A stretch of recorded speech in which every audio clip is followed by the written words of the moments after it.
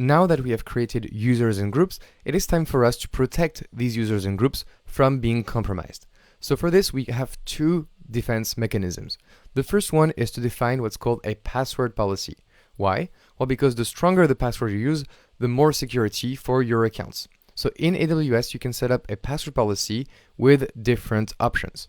The first one is you can set a minimum password length, and you can require specific character types. For example, you may want to have an uppercase letter, lowercase letter, number, non-alphanumeric characters, for example, a question mark, and so on.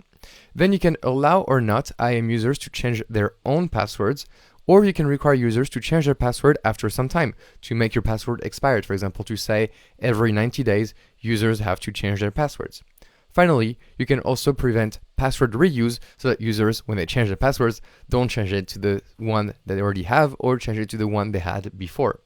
So this is great. A password policy really is helpful against brute force attacks on your account. But there's a second defense mechanism that you need to know going into the exam. And this is the multi-factor authentication, or MFA. It is possible you already used it on some websites, but on AWS, it's a must and it's very recommended to use it. So users have access to your account and they can possibly do a lot of things, especially if they're administrators. They can change configuration, delete resources, and other things. So you absolutely want to protect at least your root account and hopefully all your IAM users. So how do we protect them on top of the password? Well, you use an MFA device. So what is MFA? MFA is using the combination of a password that you know and a security device that you own. And these two things together have a much greater security than just a password. So for example, let's take Alice. Alice knows her password, but she also has an MFA generating token. And by using these things together while logging in, she's going to be able to do a successful login on MFA. So the benefit of MFA is that even if Alice has lost her password because it's stolen or it's hacked, the account will not be compromised because the hacker will need to also get a hold of the physical device of Alice, that could be her phone, for example, to do a login. Obviously, that is much less likely.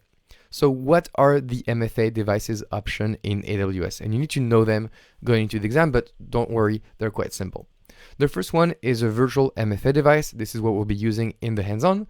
And so you can use Google Authenticator, which is just working on one phone at a time, or using Authy, which is multi-device. They both work the same way, except one is multi-device.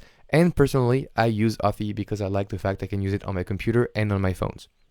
So for Authy, you have support for multiple tokens on a single device.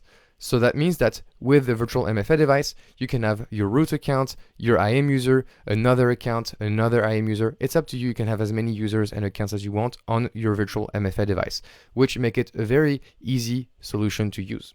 Now we have another thing called a universal second factor, or UTF security key. And that is a physical device, for example, a YubiKey by Yubico, and Yubico is a third party to AWS. This is not AWS that provides it. This is a third party. And we use a physical device because maybe it's super easy. You put it on your key fobs and you're good to go. So this YubiKey supports multiple root and IAM users using a single security key, so you don't need as many keys as users, otherwise that will be a nightmare. Then you have other options. You have a hardware key fob MFA device. For example, this one provided by Gemalto, which is also a third party to AWS. And finally, if you are using the cloud of the government in the US, the AWS Gov Cloud, then you have a special key fob that looks like this, that is provided by SurePass ID, which is also a third party. So that's it. We've seen the theory on how to protect your account, but let's go in the next lecture to implement that. So I will see you in the next lecture.